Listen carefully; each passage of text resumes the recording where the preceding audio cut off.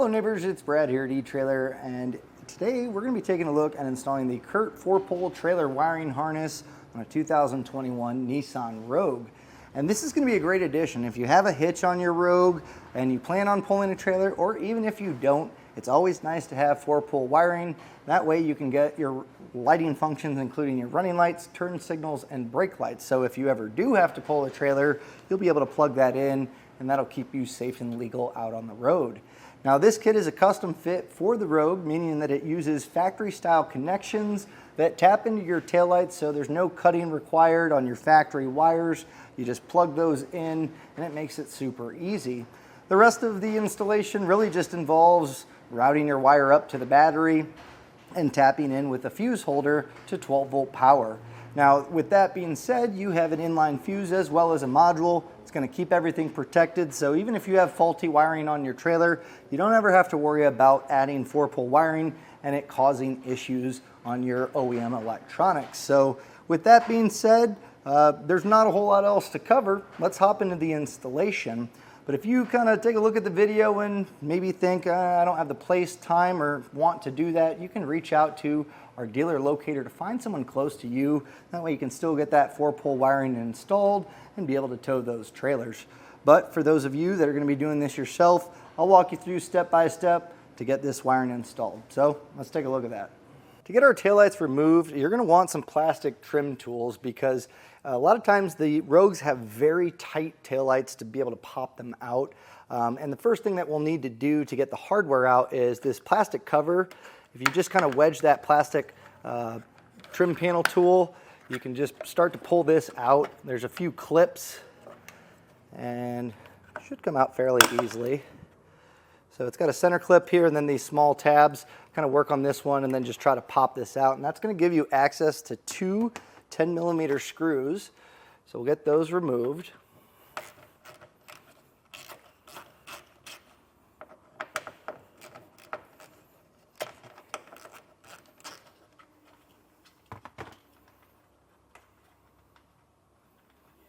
And then there's just going to be alignment tabs. This is just held in by pins that go into spots that are going to hold it in. Now the tricky part is they're pretty tight. As I mentioned, a lot of other Rogues, that's pretty common to have to fight these. So to help you out, I have the other tail light out and I can show you where that alignment tab is. It's on the end. The hard part is you really don't want to pry too much on the paint of the car or the corners of the taillight because you run the risk of chipping your taillight or scratching your paint in the process. But not only is there this alignment tab, but there's also these two that are on the inside. So what I've done is put some painter's tape along the edge that we're going to be working on. Plastic trim tools here. What I like to do first is just kind of shake this around, start to give it some pressure, and you're gonna hear some clicking. That's it, gonna be loosening it up, and that's what we're trying to do to get a gap here. And in fact, you might want to put some painter's tape along the paint here. I actually have two pieces just to protect both sides. And with that trim panel tool, I'll just wedge it in here. Again, take your time. Don't put too much, but we got that to pop out. And then now I can kind of work on these ones up front. So I'm just going to bump it on the inside of the taillight, and that'll make it a lot easier. So take your time. If it is really fighting you, what I'd recommend, you can get some soapy water and just spray it in here, and that might loosen up some dust, dirt, and debris that could cause it to bind up a little bit more, and that might help lubricate it. But a lot of times, just move it around, shake it, get that gap, and you should be able to pop it out. So from here, we're going to unplug our taillight, and it's just going to be this tab. It's kind of hard to push, so if you need to, you can use hard end of something, whether it be a screwdriver or whatever it may be, and then we can pull this out. So at this point, we need to start pulling up our harnesses to plug into this, and it's a fairly large pocket here, but it's going to be tricky to just hold that or pull through. So what I'm going to be using is a pull wire. This is just an airline tube that we have here, but really if you have anything that you can just pass down, a stick or something small, because what we're going to do is once we pass this on the bottom side, we can tape up that harness and then pull it up. It'll make it a lot easier. So you may have to go underneath and kind of fish around for it, but once you have an end up top and an end on the bottom, then we can start getting that plug pulled up. And we're going to be grabbing the 4 colored wire harness portion here. And what we'll do is try to keep this as flat as possible. Don't tape these up. It's going to make it too tight to really pull up. So try to make it the smallest amount of footprint possible.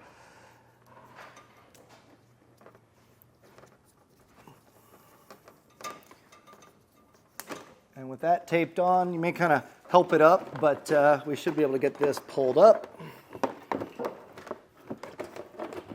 And if it gets caught, don't be surprised, there is some wiring in there. So don't yank it. You don't want to lose your fish wire and wiring in the process. So just take your time until you get that plug pulled up through the pocket.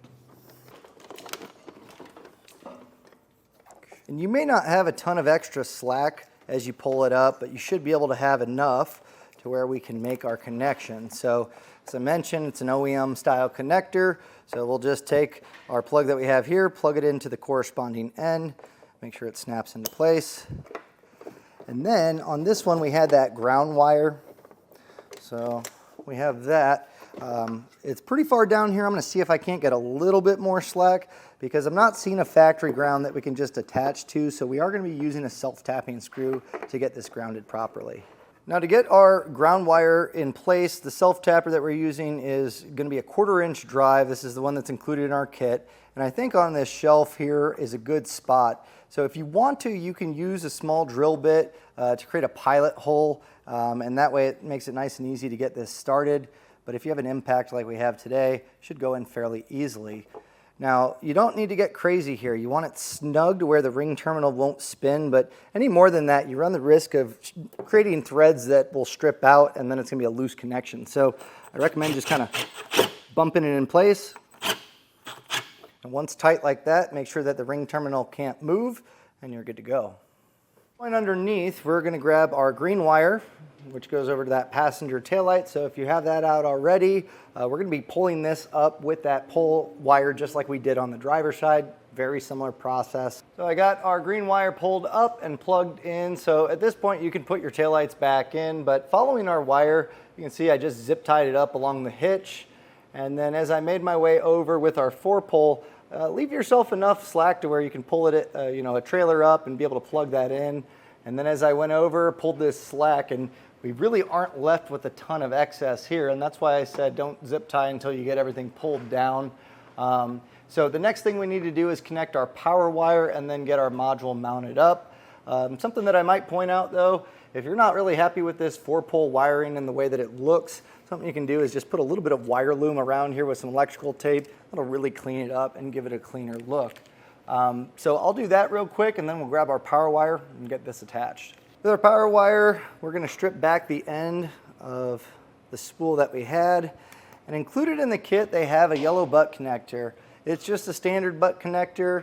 I personally choose to use heat shrink ones because this is on the exterior of the vehicle. Anything that you're driving through weather-wise has the potential to go in there and break down those connections prematurely.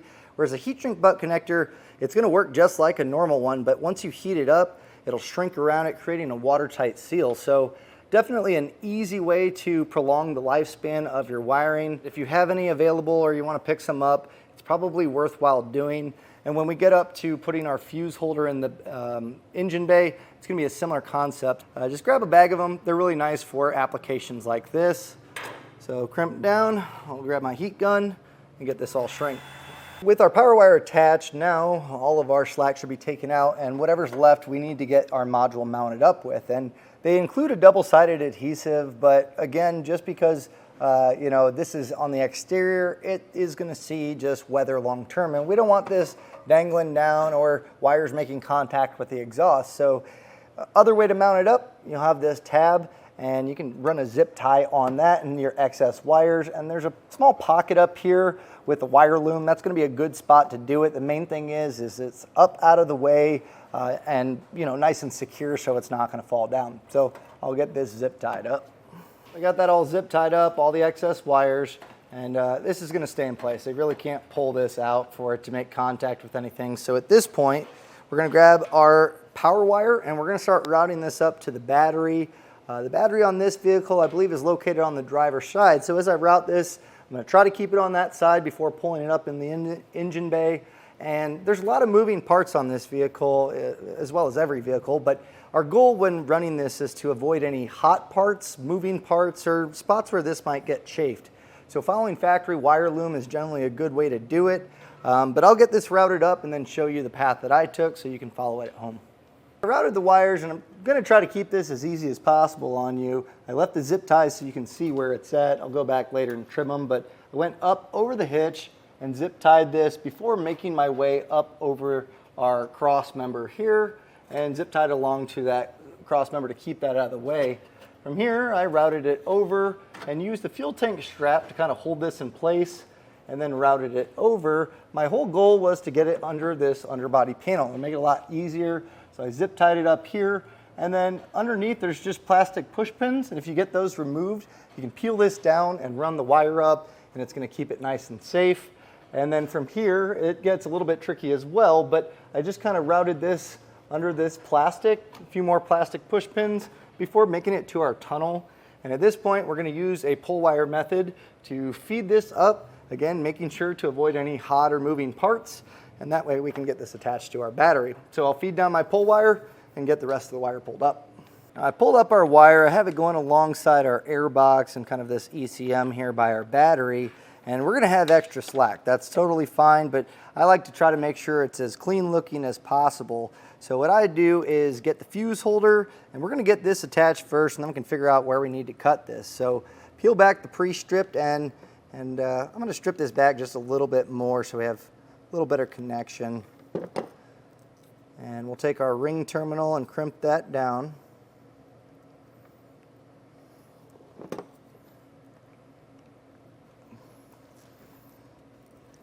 And we can attach this to our battery, and just peeling this back, it looks like it's going to be about a 13 millimeter, it looks like. Ours is on there pretty good. There we go. And so we'll take the nut off and get our ring terminal in place. You're going to notice I don't have the fuse holder in place, or the fuse in the fuse holder, I should say. And I would recommend doing that so you don't have power going through as you make your connection. Now at this point, I want to route this clean, so I think just kind of a small path like this is going to be key. So I'm going to just grab our power wire, and you can have a little slack, it's not going to hurt anything, but I'll cut our wire back. And as I previously mentioned, you can use the factory butt connectors that come with the kit. I'm going to opt for that heat shrink butt connector again.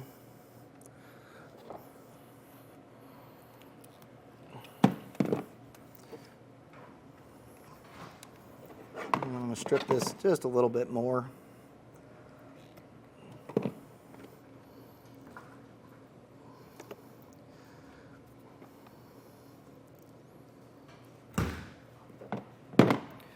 And we'll crimp this down and get it shrunk down.